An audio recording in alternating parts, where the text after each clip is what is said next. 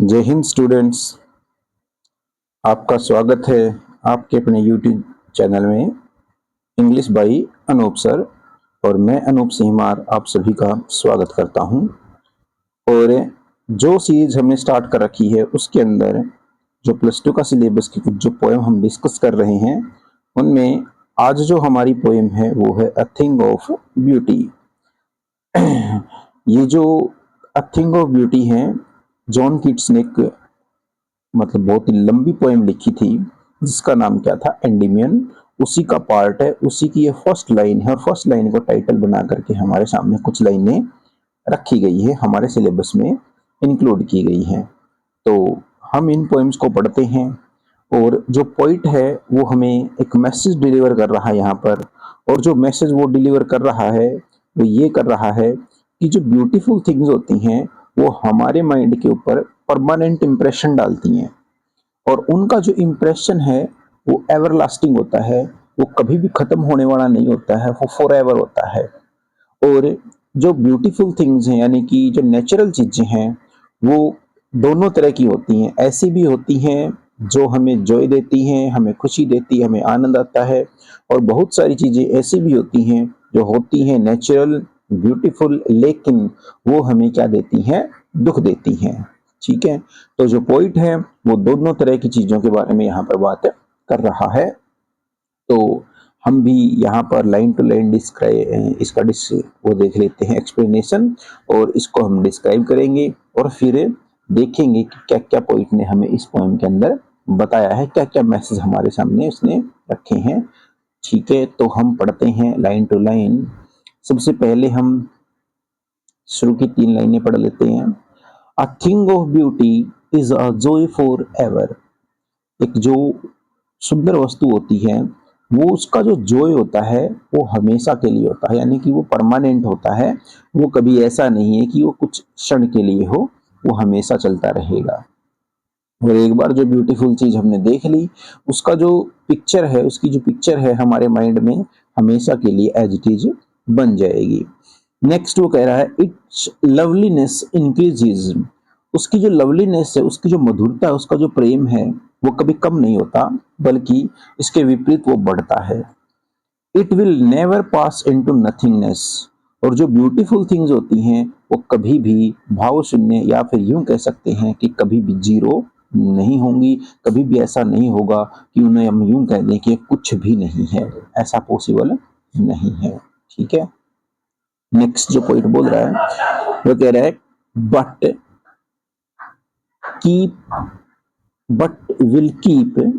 और पॉइंट हमें कह रहा है, क्या करने को कह रहा है, keep a bower quiet for अस।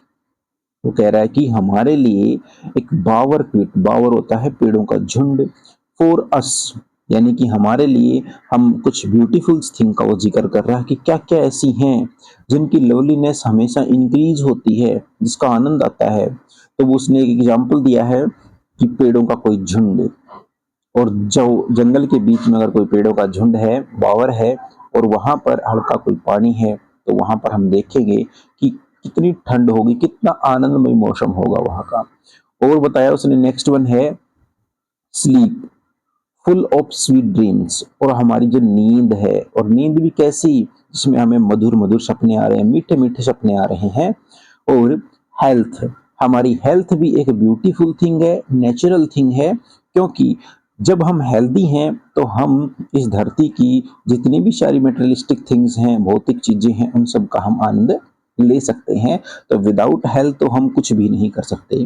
और नेक्स्ट जो पॉइंट कह रहा है कि क्वाइट ब्रीदिंग, हमारी जो लगातार बिना हमारे नोटिस के चलती हुई जो सांसें हैं वो भी हमारे लिए क्या है, एक ब्यूटीफुल थिंग है।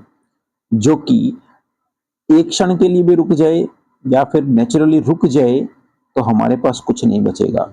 तो हम यूं कह सकते हैं कि जो हमारी क्विक ब्रीदिंग है, जो लगातार चलती हुई, बिल्कुल शांति के साथ चलती हुई जो सांसें हैं, वो भी क्या है, हमारे लिए ब्यूटीफुल थिंग है। और वो क्या है, कौन सी वाली लिस्ट में हम इसको डालेंगे, जो हमें जॉय देती है। ठीक है, नेक्स्ट जो अगली कुछ लाइनें हैं वो और देख लेते हैं, थोड़ा सा इसको जूम कर लेते हैं। नेक्स्ट उसने कहा है देयरफॉर ऑन एवरी मोरो, देयरफॉर ऑन एवरी मोरो, मोरो का मतलब यहाँ टुमारो से है, रेदिंग होता है बुनना, यानी कि जैसे कोई चादर वगैरह बुनी जाती है ना, तो वो, लेकिन यहाँ पर चादर नहीं बुन रहे हम। Therefore, on every morrow are we reading a flowery band bind to us. Band होता है पट्टा, bind होता है बांधना। तो पोइट ये कह रहा है कि जो ब्यूटीफुल थिंग्स है ना, वो हर सुबह हर दिन हमारे लिए क्या करती हैं, इस धरती पर एक फूलों का जो पट्टा है वो हमारे लिए तैयार करती है, रेड करती है, बुनती है, and bind us to the earth. और ये जो ब्यूटीफुल थिंग है यही हमें इस धरती से बांध के रखती हैं, जो कि यानी कि यहाँ पर ऐसी काफी सारी चीजें हैं धरती के ऊपर जो हमें जोई ना दे करके शोर देती हैं, लेकिन फिर भी हम इस धरती पर बंधे रहें, इसके लिए कुछ ब्यूटीफुल थिंग का होना भी काफी है, जैसा कि पोइट ने कुछ एग्जाम्पल भी दिए थे। नेक्स्ट जो पॉइंट कह रहा है, यानी कि हमें धरती से बांध के रखने का काम कौन करती है, ब्यूटीफुल थिंग करती है। कौन सी वाली ब्यूटीफुल थिंग, वो वाली जो हमें जॉय देती है। स्पाइट ऑफ डिस्पोडेंस, अब पॉइंट कह रहा है कि इतना सब होने के बाद भी, इन स्पाइट ऑफ डिस्पोडेंस, यानी कि हमारे अंदर निराशाएं भी हैं। डिस्पोडेंस क्या होती है, निराशाएं भी, इतना सब होने के बाद भी निराशाएं हैं। Of the inhuman death of noble nature, हमारे अंदर इनह्यूमन मीन्स अमानवीय, डेथ वैसे तो गहराई होता है, nature, nature means inhuman, death means quality, गहराई, हमारे अंदर इतनी सारी मतलब नेगेटिव क्वालिटी है, क्योंकि हम क्या हैं, इनह्यूमन हो चुके हैं। Of noble nature, noble means भद्रता, हमारे अंदर भद्रता नहीं रही है, हम अब क्या हो चुके हैं, बिल्कुल इनह्यूमन हो चुके हैं। इतनी इनह्यूमैनिटी के बाद भी हम यहाँ पर रहना चाह रहे हैं। Go the gloomy days of unhealthy, of all the unhealthy and darkness wave. और जो पॉइंट है वो नेक्स्ट लाइन के थ्रू हमें बताना चाह रहा है कि of all the unhealthy and o'er darkened waves, point कह रहा है कि जो ग्लूमी डेज हैं वो भी हमारे लिए वैसे तो वो नेचुरल हैं, लेकिन हमें जोई नहीं दे रहे हैं, हमें पीड़ा दे रहे हैं, हमें दुख दे रहे हैं। ऑफ ऑल द अनहेल्दी, यानी कि जब हम अनहेल्दी होते हैं, जो हमारे दुख के दिन होते हैं, होते वो भी नेचुरल हैं, लेकिन हमें वो जोए नहीं देते हैं। और दूसरा उसने जिक्र किया है ओ डार्कन वेज, ओ डार्कन वेज का मतलब है कुछ ऐसे रास्ते जिनके बारे में हमें आज तक नहीं पता है, कुछ ऐसी चीजें जिनसे हम आज तक अनभिज्ञ हैं। मेड फॉर आवर सर्चिंग, जो कि हमारी किसके लिए बनाई गई है, सर्च के लिए बनाई गई है। Yes in spite of all, हाँ इतना सब होते हुए भी, यानी कि हमारे पास है ना काफी सारी चीजें ऐसी हैं जो हमें क्या करती हैं, दुख देती हैं। कौन कौन सी चीजें ऐसी हैं जो पोइट कह रहा है कि दुख दे रही हैं, चलो दोबारा देख लेते हैं। हमारी निराशा है, inhuman death of noble nature है, ग्लूमी डेज है, ठीक है, और डार्कन्ड वेज हैं, ठीक है। तो ये सब हमारे क्या है, ऐसी चीजें हैं जो हमें दुख देती हैं, पर फिर भी जो पोइट है ना उसके अंदर वो पॉजिटिविटी देख रहा है। और क्या कह रहा है नेक्स्ट लाइन के अंदर, उसने कहा है कि फिर भी, यानी कि इतना सब होने के बाद भी, इन स्पाइट ऑफ ऑल, इतना सब होने के बावजूद भी, some shape of beauty moves away the pall, कुछ ऐसी ब्यूटीफुल थिंग्स हैं जो हमारे डार्क स्पिरिट से, जो पाल, पाल मीन्स एक चद्दर, और चद्दर भी कैसी, अंधकार की, अज्ञानता की, उस चद्दर को हटाने का काम करती हैं। कौन करती हैं, वो वाली ब्यूटीफुल थिंग जो हमें जॉय देती हैं। फ्रॉम आवर डार्क स्पिरिट, हमारी बिल्कुल गहरा गई आत्मा, यानी कि जो अंधकार में है ना हमारी आत्मा, उससे वो बाहर, यानी कि अंधकार का मतलब यहाँ पर है मतलब अज्ञानता में है, मतलब जो चीजों से अभी तक अनभिज्ञ हैं, उसकी जो अज्ञानता है उसको हटाने का जो काम है वो कौन करती हैं, ब्यूटीफुल थिंग्स करती हैं। अब उसने कुछ ऐसी ब्यूटीफुल थिंग्स भी इसमें मेंशन की है। उसने मेंशन किया such the sun, the moon, उसने कहा सूरज है, चांद है, ट्रीज ओल्ड एंड यंग, पेड़ हैं चाहे वो छोटे हैं बड़े हैं, ठीक है। स्प्राउटिंग अ सैडी बून, और जो पेड़ है वो क्या कर रहे हैं, अपना सैडी बून बिखेर रहे हैं। बून होता है आशीर्वाद, छाया रूपी आशीर्वाद वो हमें प्रदान कर रहे हैं। फॉर सिंपल शिप, और हमें ही नहीं, चाहे कोई सिंपल शिप, कोई भेड़ भी आ जाए तब भी वो अपनी जो नेचुरल छाया है, ठंडी छाया है, वो उसको प्रदान करते हैं। सच्चे आर डैफोडिल्स, डैफोडिल्स एक तरह का फ्लावर होता है।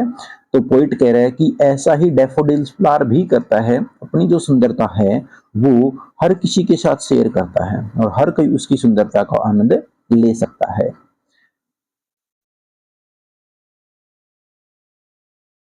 और जो ये हमारे डैफोडिल्स फ्लावर है वो कहाँ मिलेंगे अपने को, किसी पानी के स्रोत के पास या फिर जंगल के पास, वहां पर मिलेंगे अपने को देखने को। With the green world they live in, यानी कि ग्रीन वर्ल्ड के अंदर वो डैफोडिल्स रह रहे होंगे, पेड़ पौधे होंगे, और वहां पर वो बड़ा जॉय दे रहे हैं, बड़े ब्लूजम कर रहे हैं। एंड क्लियर रिल्स, क्लियर रिल होती कोई छोटी सी नाली, कोई पानी का बहता हुआ कोई छोटा सा नाला। And that for them self a cooling covert make, और जब पेड़ों का झुंड है, कोई बॉवर है, अगर वहां पर कोई पानी का कोई छोटी मोटी अगर नाली वहां से गुजरेगी, पानी इधर उधर बिखर जाएगा, तो वहां पर एक क्या बन जाएगा, कूलिंग कवरेट बन जाएगा, जो कि क्या होगा, जो जंगली जानवर हैं उनको गर्मी से बचाने का काम करेगा। कैसे बचाएगा, the giant the hot season, यानी कि जब गर्मी का मौसम होगा, मिड फॉरेस्ट ब्रेक, यानी कि जंगल के बिल्कुल बीच, झाड़ियों वगैरह में, पेड़ों के आसपास, rich with sprinkling of Musk roses, और जो मस्क रोजेज हैं वो क्या कर रहे होंगे, खिले हुए होंगे। मस्क रोजेज ब्लूम्स, खिले हुए होंगे, क्योंकि पानी भी लग गया और तो फूल खिलना निश्चित है, स्वाभाविक है, और झाड़ियों में पानी दूर दूर बिखरेगा तो नई जान लेकर के आएगा। तो पोइट ने यहाँ पर कहा है कि मस्क रोजेज उग जाएंगे, गर्मी के सीजन के लिए वहां पर कूलिंग कवरेट बन जाएगा, तो एकदम नेचुरल और एक बहुत ही अच्छा माहौल वहां पर क्रिएट हो जाएगा। नेक्स्ट उसने कहा है सचेटिव, एंड सचेटिव ग्रेंजियर, अब सचेटिव ग्रेंजियर ऑफ द डूम्स। अब ग्रेंजियर का मतलब होता है शान और शौकत, डूम्स मीन्स पतन, अंत, यानी कि एक ऐसी ही शान किसके लिए सोची गई है, उस मतलब डूम डेज के लिए सोची गई है, पतन के दिनों के लिए सोची गई है। किसके बारे में, we have imagine for the mighty dead, mighty dead उन पर्सन को कहेंगे, वो नोबल पर्सन जो इस धरती पर थे तो उन्होंने बड़े नोबल वर्क किए, लेकिन अब वो नोबल वर्क ना करके अब कहाँ चले गए हैं, भगवान के पास चले गए हैं, वो अब इस दुनिया में नहीं है। तो अब है ना, on the day of judgement भगवान उनके लिए ग्रेंजियर सोचेगा, यानी कि उनको रिवॉर्ड देगा, और उनके उन्हीं कामों के लिए जो यहाँ पर वो करके गए हैं, उन्हीं कामों के लिए भगवान के द्वारा उन्हें सराहाया जाएगा, उनको रिवॉर्ड दिए जाएंगे। नेक्स्ट है and all all lovely tales that we have heard and read, काफी सारी ऐसी टेल्स हैं, कुछ कहानियां हैं, लिटरेचर है, वो भी हमारा ब्यूटीफुल थिंग है, उससे भी हम क्या करते हैं, पढ़ करके उसको एंजॉय करते हैं, सुन करके एंजॉय करते हैं, क्योंकि काफी सारी कहानियां ऐसी होती हैं जो लिखी नहीं होती, केवल हम उनको पढ़ते हैं, जो कि हम अपने बड़े बुजुर्गों से सुनते हैं। आजकल तो नहीं सुनते हैं, लेकिन पहले बड़े दादा दादी मम्मी पापा वो सब कहानियां सुनाया करते। तो वो वाली जो कहानियां हैं वो हमारे लिए क्या है, वो नेचुरल चीजें हैं, लिटरेचर नेचुरल है, किसी के हार्ट से निकली हुई फीलिंग्स हैं, और वो हमें क्या देती है, जॉय देती है।